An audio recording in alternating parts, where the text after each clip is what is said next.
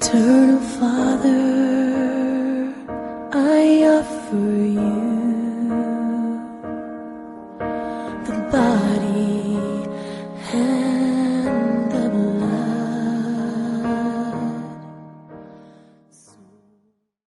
I want to welcome all our beloved viewers in this wonderful morning session, our devotion.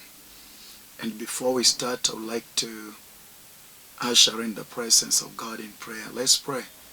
Loving Father, King of all the glory, Mighty One of Israel, Lord of lords and the King of kings, you're worthy, you're holy, you're righteous and faithful. We honor you. We glorify you because of your majesty. There is no any other like you on earth, in heaven, beneath the waters. Loving Father, as you sit on the throne, you deserve our praise. You deserve our worship. You deserve our thanksgiving. You deserve, King of all the glory, our humility. You deserve, King of all the glory, the sacrifices of our heart. And that's why, King of kings, we look to you for divine anointing, divine favor, divine power and authority. For thine sovereignty overruleth every authority, in the mighty name of Jesus Christ. As we are to listen from your word, we pray that, Lord, your word may have a free course within us, and more so, King of all the glory, may speak to us. And may your word change our life and give us an opportunity to emulate your Son, Jesus Christ. May you be glorified as you speak through us through the power of the Holy Spirit of God. In Jesus' mighty name, we do pray and believe. Amen. Yes, it's yet another day that the Lord has ordained that we may rejoice and be glad in it. And as it has been always, this morning we are still privileged to start with God and also to commence and commit everything that we aspire to do in the hand of God. I want us to look into the book of Revelation, the last book in the New Testament. And I want us to look in chapter 12 through verses 10 and 11. And that is where we are going to center in our message of today, as I usher in the power of God to grant us divine understanding in a spiritual revelation, that as we are going to partake of this, we may partake of it with a divine revelation and understanding, with a deeper intent of the power of God. Let's read the word of God. The Bible says in verse 10 of chapter 12 of Revelation, says like this: "And I heard a loud voice saying in heaven, Now is come salvation and strength and the kingdom of our God and the power of his Christ. For the accuser of our brethren is cast down, which accused them before our God day and night. And they overcame him by the blood of the Lamb and by the word of their testimony. And they loved not their lives unto the death." Amen. May the Lord Almighty bless the reading of his word. And I want us to center in by getting to understand what this is entail and it's all about. John, an apostle of Jesus Christ, the writer of Revelation, had an encounter with the heavenly host, and it came about an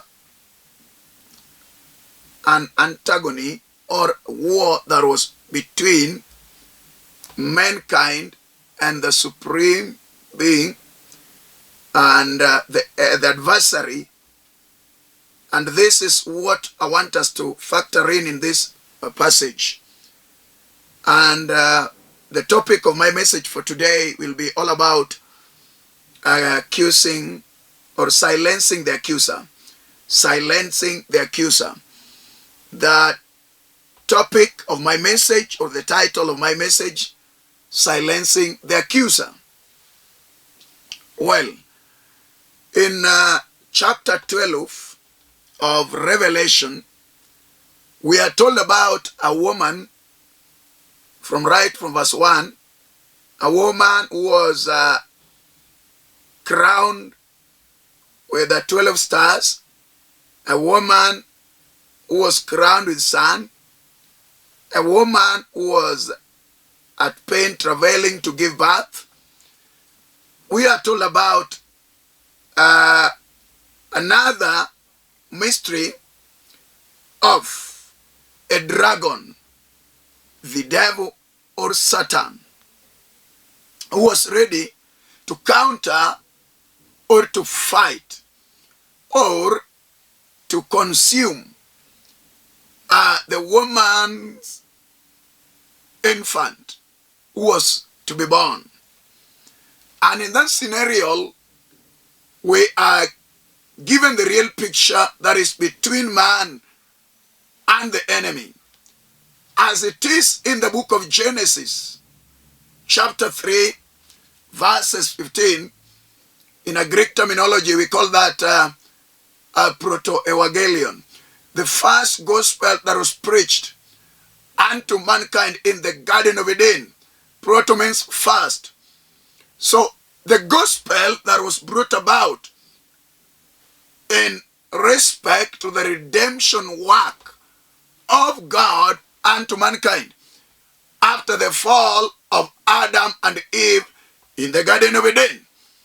The Bible says that there was a curse that was pronounced by God against posterity of Adam and Eve, descendants or generations that had to follow,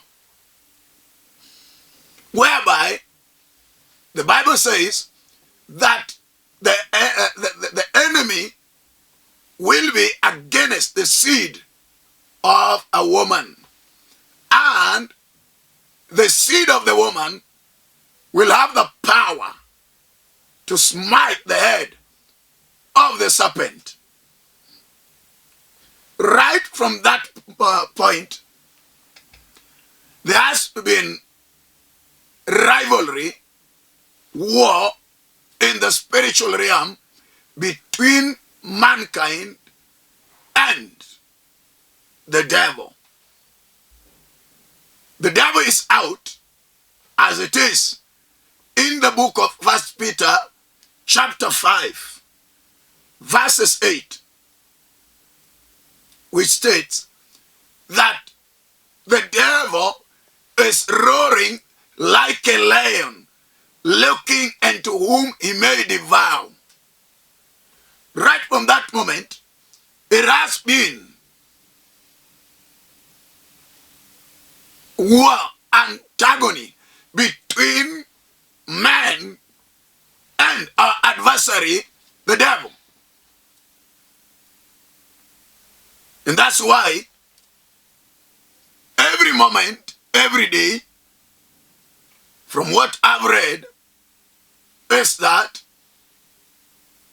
there has been lamentation, there has been challenges, tribulations, there has been war, but God brought the revelation unto John.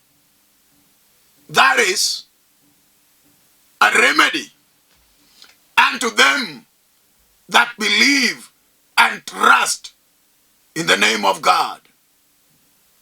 That he had a voice in heaven, and the voice was a decree by God, the heavenly hosts, that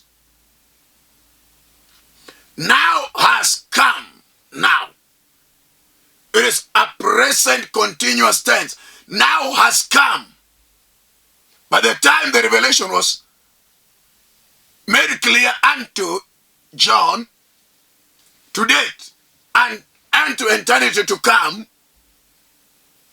right from the moment when Jesus died on the cross, reconciling mankind back unto God, came one, the salvation. Came the salvation, the redemptive work of Jesus, the buying back of mankind unto God. And this was done from our enemy the devil, where we were held captive, where we were bound, where we were ruined and chained. Jesus delivered us. Salvation is deliverance. He delivered us from a state of damnation, a state of slavery. He saved us from bondage, from sickness, from pain, from total death, that we were sentenced because of our sins.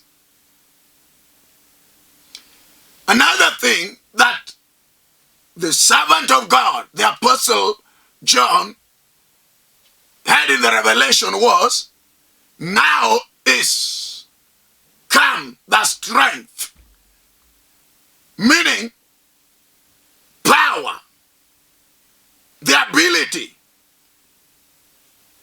of us now standing against the enemy.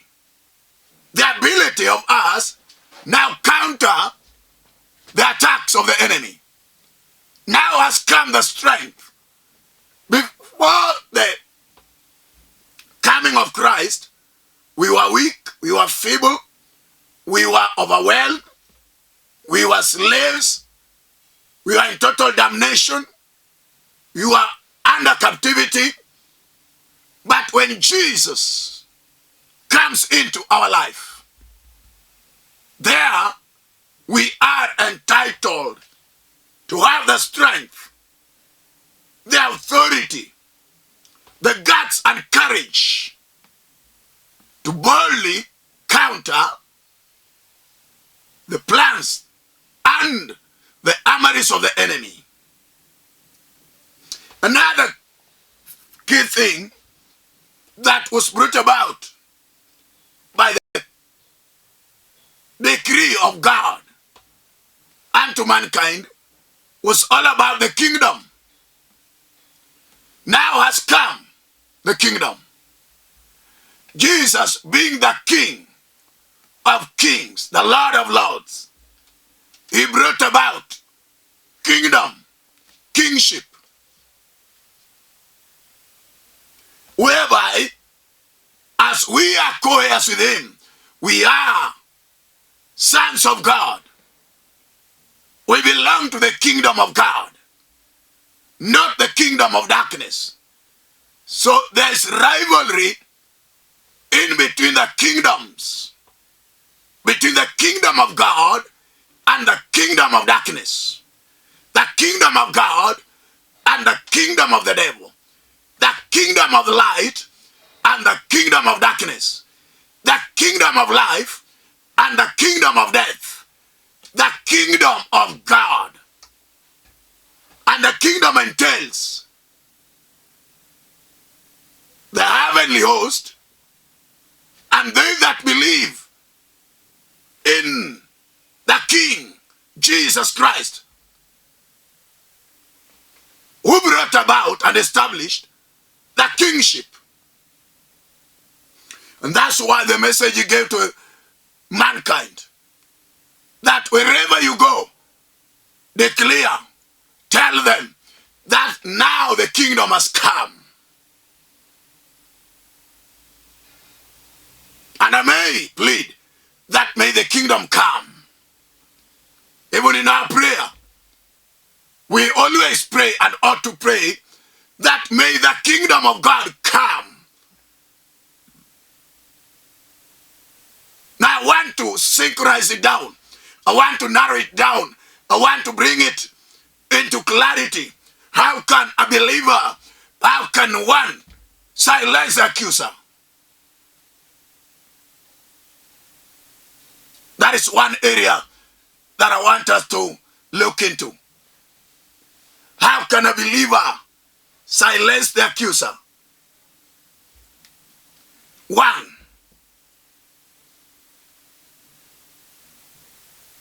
by the blood of the Lamb. By the blood of the Lamb. The Bible says, let me read chapter 12 verse 10, part B, says, for the accuser of our brethren is cast down. In the kingdom of God in heaven, when there was war between archangels and the fallen angel and Satan and his kingdom, they were thrashed out. They were cast down. And they were brought on earth. And they don't have any place in heaven. Though their master, the devil, the accuser, has an access in the presence of God.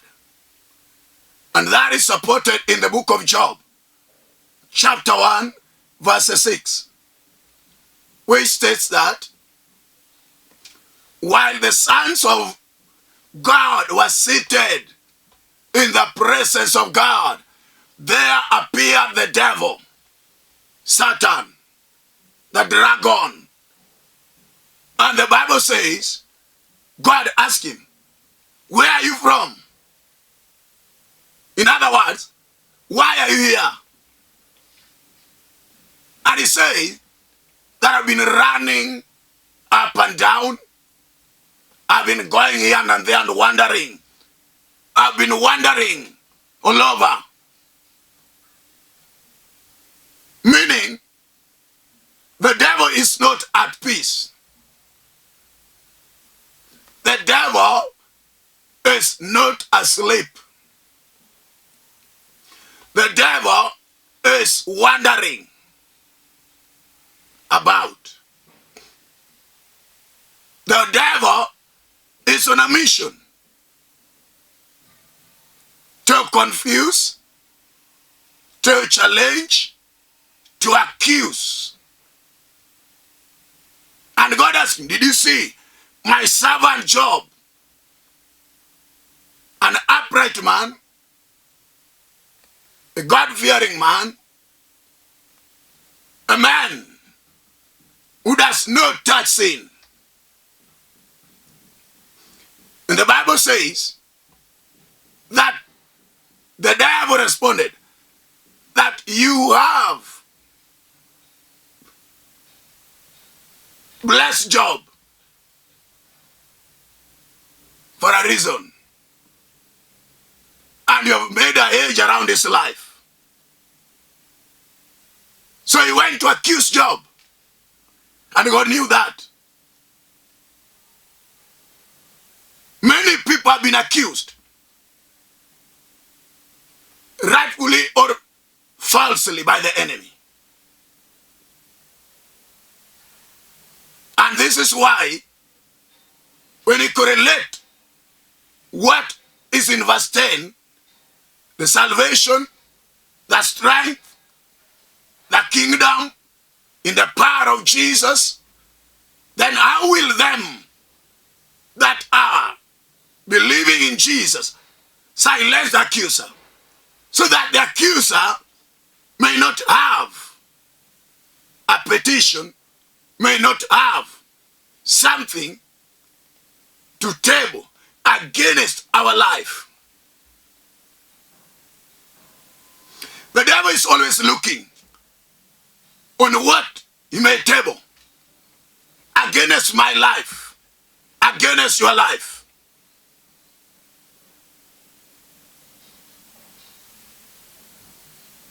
And that's why sometimes we may miss the relationship, that the intimacy, the privileges that God has given unto us who believe. As the devil works with your file, stuffing negative reports about your life,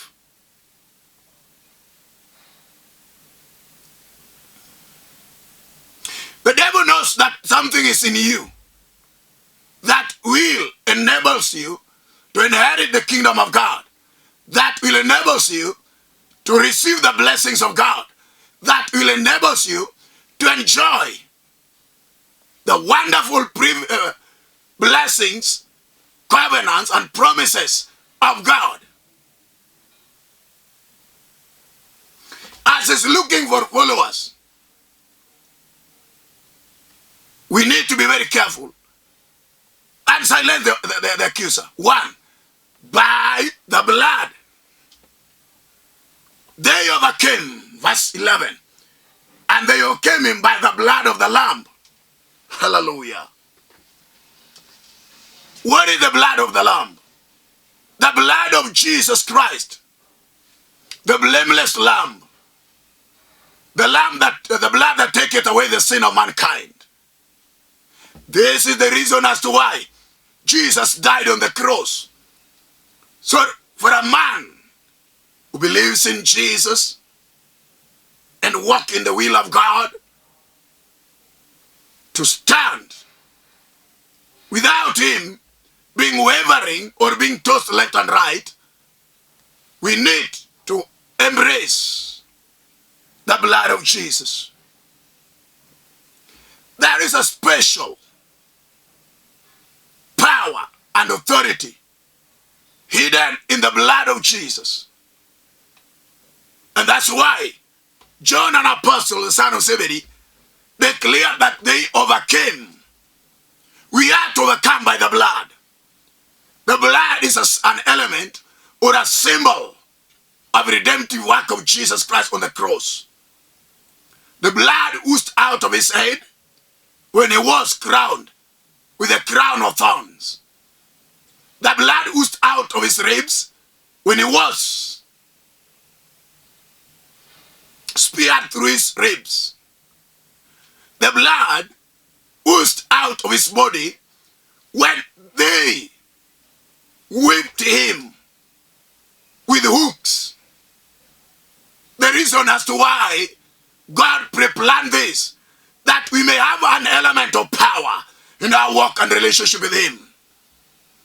That what was needful, that was being given on the table of sacrifice, the altar of sacrifice, by the priesthood, Aaronic priesthood, was the blood to atone, to pardon, to buy us back, the blood of Jesus. For without remission of blood, without the shedding of blood, there is no remission of sins. So they overcame the devil by the element of the blood of Jesus. Hallelujah.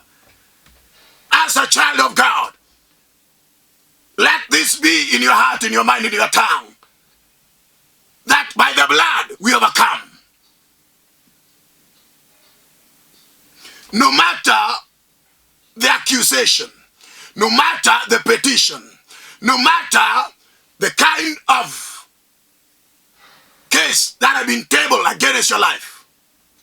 For we as believers, we may commit sin knowingly and unknowingly. We believers, the sons of God, we may imagine something ungodly in our mind. We believers, we may utter or talk an evil talk in our tongue. And now whenever we utter the blood of Jesus, it won't be effective, because we have defiled our tongue, which carries the power of life and death. So for the blood to work for me and to work for you, Re-examine yourself. Do your own soul searching. And ask God to help you through the blood. For the blood sanctifies. The blood purges out our sins. The blood purifies us. The blood has a mouth, not a tongue, to speak and to utter great things as it is in the Bible. That the blood of Jesus speaks better things than the blood of Abel. So this wonderful morning, my brother, my sister, it is prudent and wise that you need to stand. Be it sickness, we are told by the stripes of Jesus, we are healed. So the blood will set you right with God. The blood will break any kind of bond and any chain and any altar. The blood of Jesus. The blood will present you before God holy and righteous. The blood will neutralize the case, the petition tabled by the enemy. So they overcame by the blood. So are we are supposed to overcome by the blood. How do you embrace the power of the blood? For there is power in the blood. Second point that I want to emphasize is they overcame by the testimony of the word. Hallelujah. By the testimony of the word. What does that mean?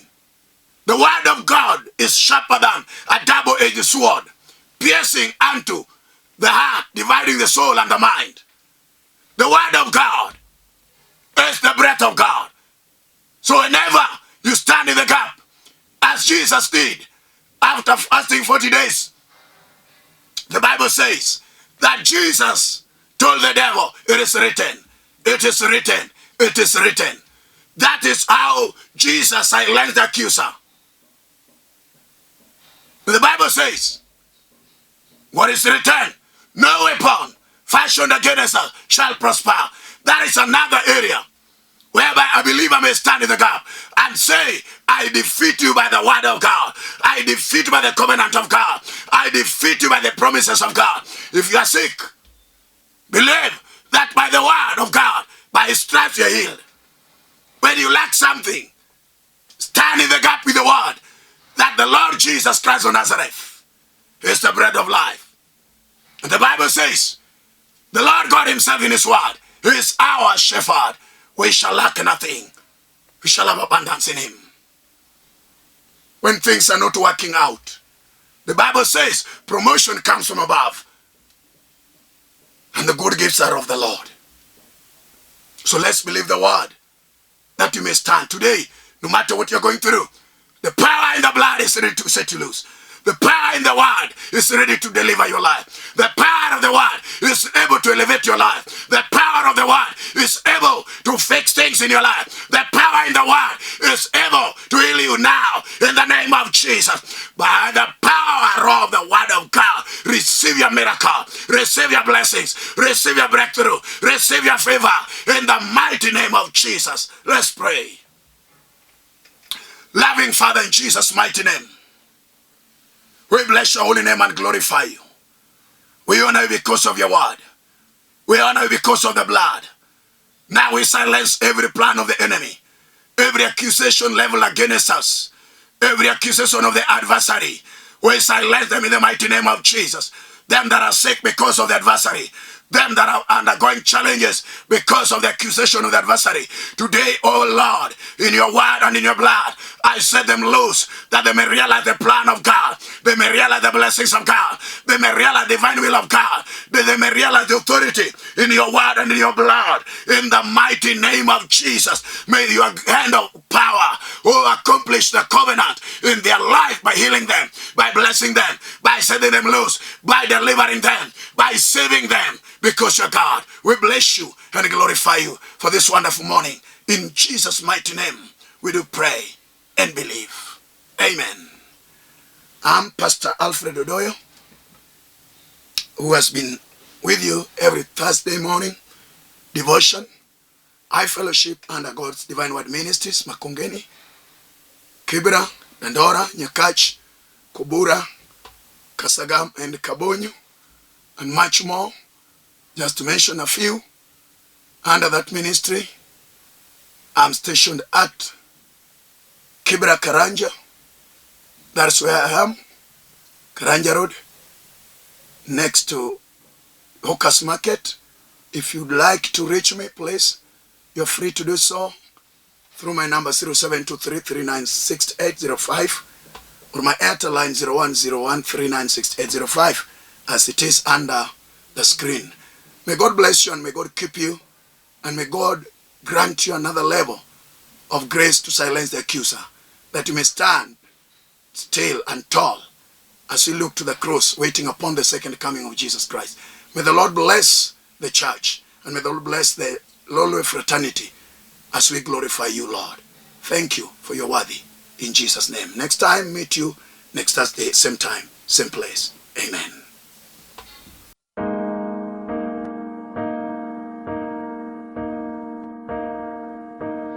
Eternal Father, I offer you